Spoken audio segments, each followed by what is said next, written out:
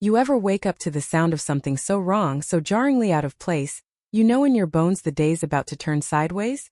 That was me, 6:12 am, coffee barely brewed, when I heard it. The mechanical growl of heavy engines, not a truck I recognized, not the neighbor's mower but something meaner. Diesel. Steel. The kind of noise that doesn't ask permission. I stood at the kitchen window, mug in hand, heart somewhere up near my tonsils, watching a dirty cloud roll down my gravel drive, bringing with it 3 massive flatbeds, one with a bulldozer, one with a front loader, one with a whole pack of men in reflective vests and faces you don't forget. I knew right away these weren't county guys.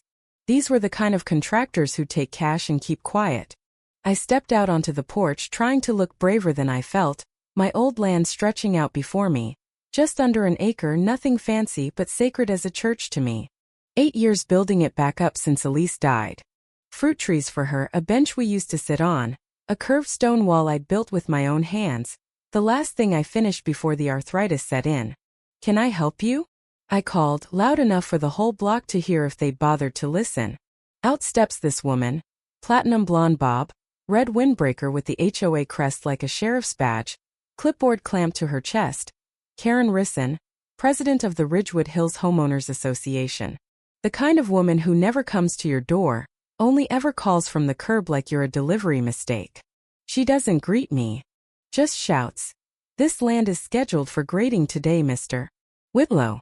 Your structure violates Articles 14A and 22C. You've been notified."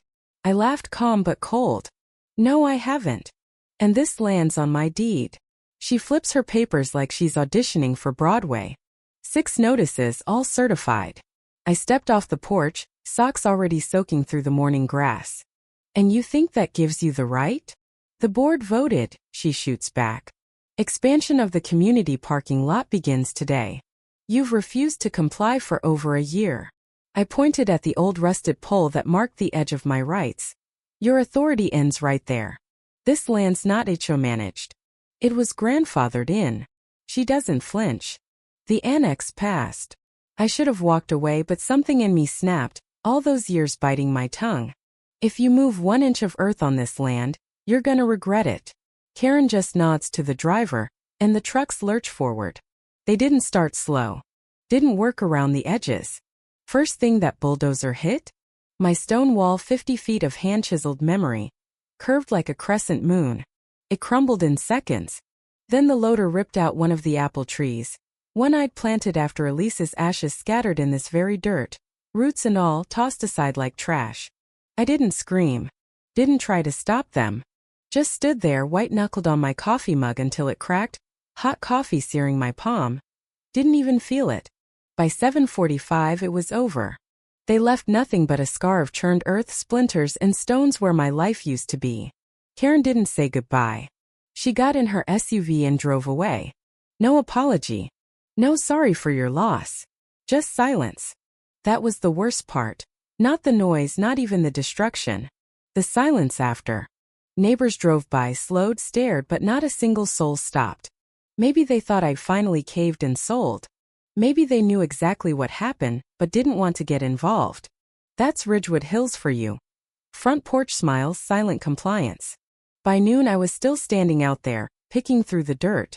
That's when I found a chunk of the wall, the piece with Elise's initials I'd scratched in by hand. I didn't cry. Couldn't. Something inside me had shifted like the roots of those trees. I realized right then that all they'd really done was clear the ground for something they'd never see coming. Truth is, this didn't happen overnight. Karen and her board didn't just wake up and decide to bulldoze a man's sanctuary.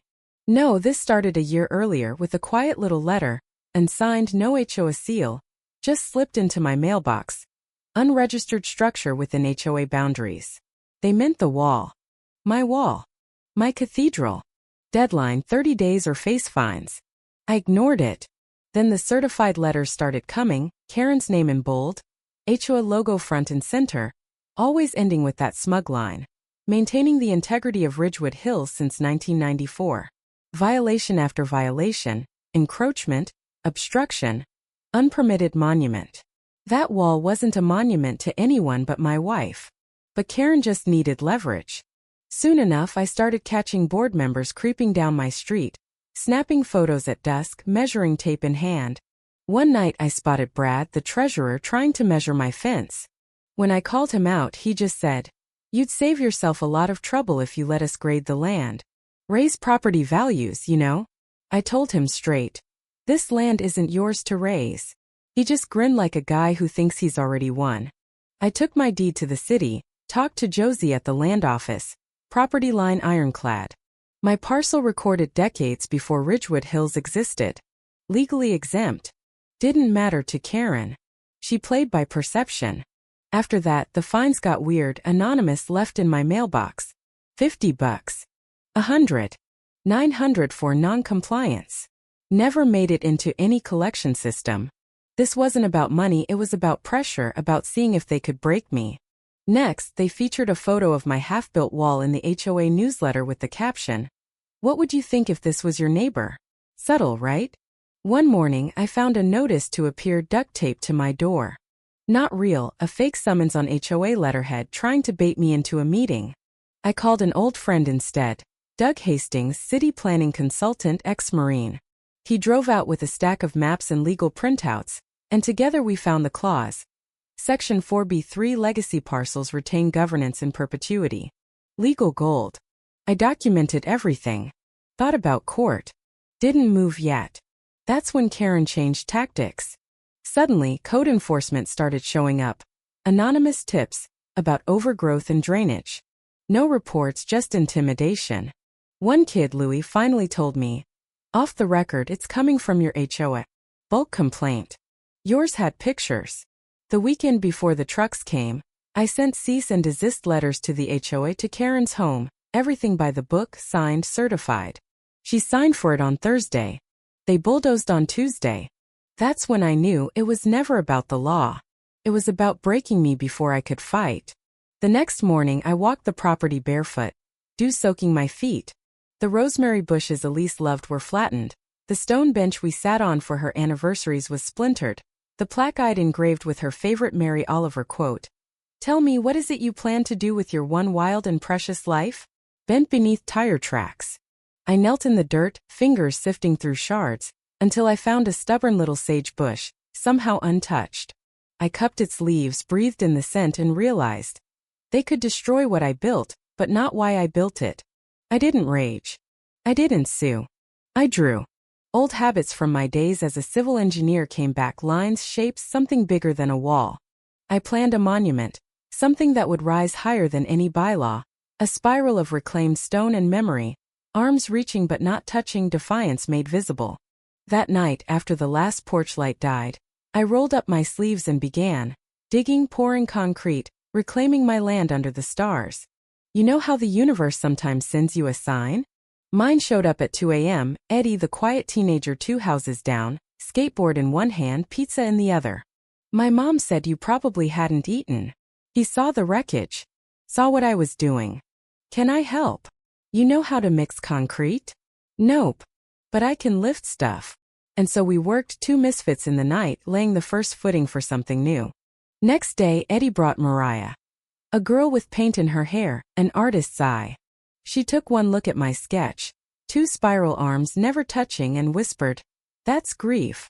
She wasn't wrong. As the days passed, more neighbors came, Mrs. Alvarez with lemonade, Samir the dentist with sandbags. Word spread. Not a soul asked what happened. They all knew. They just hadn't known how to show up until now. By the second night, our monument stood waist high, a spiral of interlocking stones rising from the ruin. At dawn, I caught Karen standing across the street in her robe and slippers, arms crossed, coffee in hand, just staring. No threats, no words. She knew. By noon, I was at the stone yard. The guy behind the counter cut my invoice in half after hearing what happened. Back home, people gathered, watched, offered hands and stories. Then the confrontation. Karen back in her power suit, HOA board flanking her like palace guards, binder full of bylaws in hand. "What is this?" she barked. "You're not authorized to build." "Not HOA land," I told her. "Legacy parcel. I've registered the monument with the historic registry. Filed the paperwork. Pending approval." Her face flickered. "You can't use tragedy to bypass rules." I'm not bypassing anything. I'm standing where you bulldozed my life. Neighbors watched, silent but present. Mariah pulled off the tarp, revealing a plaque. Built in defiance of silence, flattened by fear, risen by hands of the unheard. The crowd understood. This wasn't just about me anymore. It was about all of us. From there it spread: media stories, a preservation petition, crowds gathering with folding chairs, candles at dusk. Karen tried to fight back. Emergency meetings, fear-mongering flyers about unstable structures. But the tide had turned. At the big HOA meeting, residents lined up not to scream, but to testify. Mariah, Mrs. Alvarez, a widow who found peace just sitting by the new monument. Even Brad resigned on the spot, shaking off years of Karen's shadow. Then came the vote, 143 to remove Karen as HOA president, only 9 to keep her. She didn't argue. Didn't say a word. Just packed up and left. The new board was a ragtag crew of old-timers, young parents, even Samir. First act? They protected the monument, recognized it as a community landmark. No dues, no rules, just care. And the changes stuck. The city's historic registry made it official. Neighbors reclaimed their porches. Kids put up basketball hoops. Tiny freedoms returned. One day, Eddie and Mariah brought me a photo. Us three, caked in dust and pride, standing by the spiral. I keep it in the shed where it all began. Karen moved away, rumor has it, to a place with even stricter rules. The monument stood through snow and spring, surrounded by lanterns at Christmas, flowers in the summer, silent witnesses to what we rebuilt. Every morning I sit on the new bench, oak and steel, strong as memory, coffee steaming, watching the light play over the spiral arms. People stop by. Some wave, some sit, some leave little offerings: a flag, a pair of gloves, a child's drawing. They don't ask what it means. It means what it needs to. It remembers. One day a letter showed up. No return address. Just a line at the bottom. I did not understand what you were building. I thought control was safety. I see now it was fear. I hope you find peace. I'm still looking for mine. K. I folded it, tucked it away in Elise's garden journal, and let it rest. And that's how it ends. No fireworks, no parade, just dignity reclaimed. A scar turned into a story. And a neighborhood learning how to stand together instead of shrinking in silence. Sometimes I still walk the lot at night, fingers tracing the cool stone, talking to Elise. I tell her about Eddie's welding, Mariah's murals, the neighbor's quiet rebellion. I tell her I miss her, but I'm grateful too. Because love, memory, defiance, they outlast everything, even fear. So let me ask you, what would you have done? When control masquerades as safety, when silence is forced and memory bulldozed, do you comply? Or do you rebuild? Drop your answer below. Tell me your story. Maybe it's time we all ask what we plan to do with our one wild and precious life.